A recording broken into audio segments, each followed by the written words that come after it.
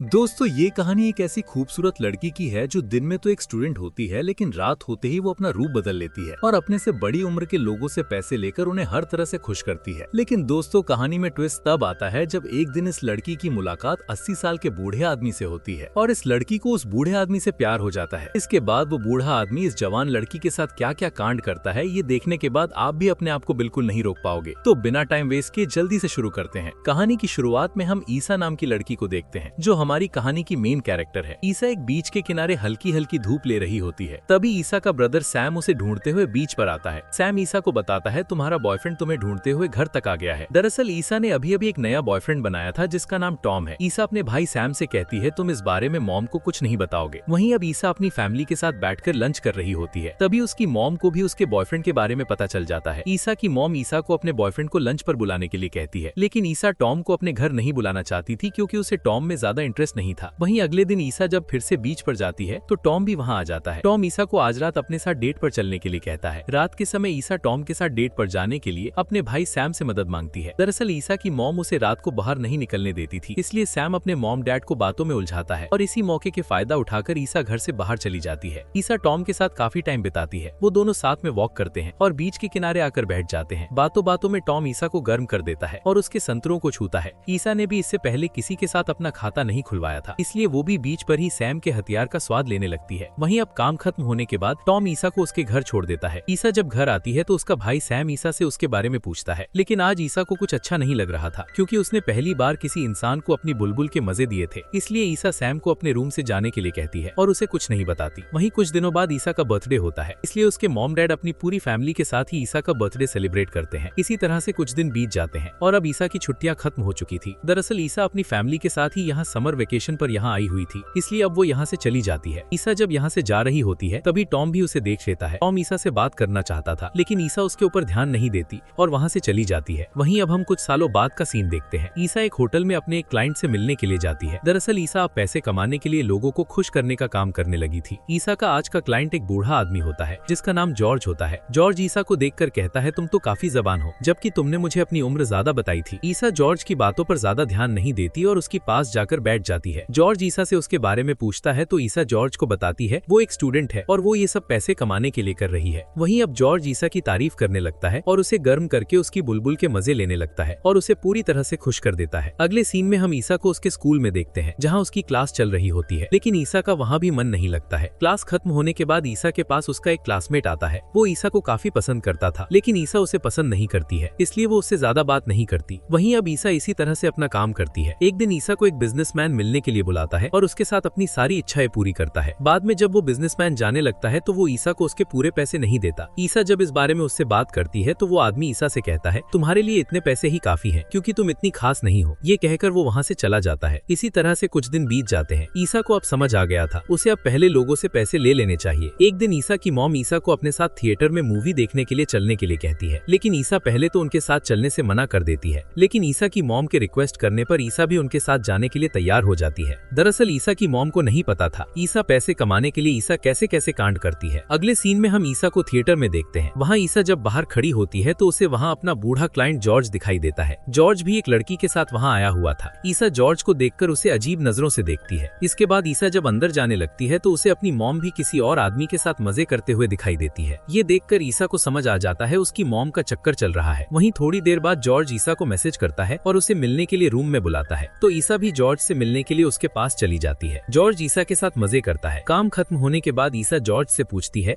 Theatre में तुम्हारे साथ वो लड़की कौन थी? इस पर जॉर्ज ईसा को बताता है, दरअसल वो मेरी बेटी है और हम दोनों काफी दिनों से एक दूसरे से बात नहीं कर रहे थे, इसलिए मैं उसके साथ यहाँ थोड़ा समय बिताने के लिए आया था। इसके बाद जॉर्ज ईसा से उसके बारे में जानने की कोशिश करता है, लेकिन ईसा जॉर्ज को अपने बारे में कुछ नहीं बताती है। इसी तरह से अब कुछ दिन बीत जाते हैं। ईसा अब जॉर्ज से रोजाना मिलने लगी थी। एक दिन जॉर्ज जब ईसा के साथ एंजॉय कर रहा होता है तभी उसे अटैक आ जाता है। ये देखकर ईसा जल्दी से अपने आप को बचाने के लिए वहाँ से भागने लगती है, लेकिन तभी उसका पैर फिसल जाता है और उसके सर पर चोट लग जाती है। ईसा देखती है जॉर्ज ईसा के साथ मजे करने के लिए एक टैबलेट का यूज करता था और उन्हीं टैबलेट के हाई डोज लेने से जॉर्ज को अटैक आया था। वहीं अब पुलिस ऑफिसर को भी जॉर्ज की मौत के बारे में पता चल जाता है, इसलिए वो पूछताछ करने के लिए ईसा की मॉम के पास जाते हैं और उन्हें ईसा के बारे में पूरी बात बताते हैं। पहले तो ईसा की मॉम को विश्वास नहीं होता ईसा ये सब काम करती है, लेकिन जब पुलिस ऑफिसर ईसा की मॉम को ईसा के होटल में जाने की सीसीटीवी फुटेज बताते हैं तो वो पूरी तरह से हैरान हो जाती है। पुलिस ऑफिसर ईसा की मॉम को बताती है ईसा की उम्र अभी ज्यादा नहीं है, इसलिए उसे कोई सजा नहीं दी जाएगी। अगले दिन ईसा जब अपने घर आती है तो ईसा की मॉम उसके ऊपर काफी गुस्सा करती है और उसे बहुत मारती है। ईसा की मॉम ईसा से पूछती है आखिर वो ये सब क्यों कर रही थी, लेकिन ईसा इस बारे में अपनी मॉम को कुछ नहीं बताती है। वहीं रात के समय ईसा की मॉम ईसा के डैड से बात करती है तो ईसा के डैड कहते हैं शायद ईसा को किसी ने पैसों का लालच दिया होगा, इसलिए उसने ऐसा किया। अगले सीन में हम ईसा को पुलिस स्टेशन में देखते हैं जहां ऑफिसर ईसा से पूछताछ करते हैं। ईसा पुलिस ऑफिसर को बताती है उसे पहली बार एक आदमी ने बहुत सारे पैसे दिए थे ताकि वो उसके साथ मजे कर सके, तब से उसे ये काम करने में मजा आने लगा। ईसा की बात सुनकर पुलिस ऑफिसर उसे अब ये सब काम बंद करने के लिए कहती है। वहीं रात के समय ईसा जब अपनी फैमिली के साथ डिनर कर रही होती है तभी ईसा की मॉम ईसा से वो सारे पैसे लेने की बात करती है जो उसने ये काम करके कमाए थे। दरअसल ईसा की मॉम उन पैसों को डोनेट करना चाहती है ताकि वो इनसे किसी की मदद कर सके। ईसा को ये बात अच्छी नहीं लगती क्योंकि उसने ये पैसे खुद कमाए थे। एक दिन ईसा जब अपने स्टेप डैड के साथ बैठी होती है तो वो उन्हें भी अजीब तरीके से देखती है और उनके साथ फ्लर्ट करने लगती है। तभी ईसा की मॉम भी ये सब देख लेती है, इसलिए वो उसके डैड को लेकर अंदर चली जाती है। ईसा की मॉम अपने हस्बैंड से कहती है मुझे अब ईसा पसंद नहीं है क्योंकि वो तुम्हारे साथ भी वही करना चाहती है जो उसने बाकी लोगों के साथ ही किया है। नेक्स्ट सीन में हम ईसा को एक डॉक्टर के पास देखते हैं जो उसकी दिमागी हालत को देखता है। डॉक्टर ईसा से जॉर्ज के बारे में पूछता है तो ईसा उन्हें बताती है मैं जॉर्ज से रोजाना मिलती थी और वो मुझे पूरी तरह से खुश करते थे, इसलिए मैं उनसे प्यार करने लगी थी और अब ये काम नहीं करना चाहती हूँ। एक दिन ईसा अपनी फ्रेंड के साथ ही एक पार्टी में जाती है। पार्टी में ईसा का मन नहीं लगता है, इसलिए वो बाहर आ जाती है। तभी वहाँ ईसा का क्लासमेट रोनी आता है। रोनी काफी टाइम से ईसा को पसंद करता है, इसलिए वो ईसा से बात करने के लिए उसके पास आया था। रोनी ईसा को उसके साथ मजे करने के लिए कहता है। ईसा पहले तो इस बारे में सोचती है, लेकिन फिर वो रोनी को हाँ कह देती है। इसके बाद रोनी और ईसा एक साथ बहुत सारी बातें करते हैं और साथ में घूमते हैं। इसी तरह से कुछ दिन बीत जाते हैं। ईसा और रोनी अब रिलेशन में आ जाते हैं और एक साथ रहने लगते हैं। सब कुछ ठीक चल रहा होता है, लेकिन एक दिन ईसा रोनी से कहती है मैं तुमसे प्यार नहीं करती हूँ, इसलिए मुझे ब्रेकअप करना है। ये कहकर ईसा वहाँ से चली जाती है। एक दिन ईसा को जॉर्ज की पत्नी का मैसेज आता है और वो उसे मिलने के लिए कहती है, तो ईसा उनसे मिलने के लिए जाती है। जॉर्ज की पत्नी ईसा से कहती है मैं बस ये देखना चाहती थी, मेरे पति ने तुम्हारे अंदर ऐसा क्या देखा था। उनकी बात सुनकर ईसा जॉर्ज की पत्नी से माफी मांगती है।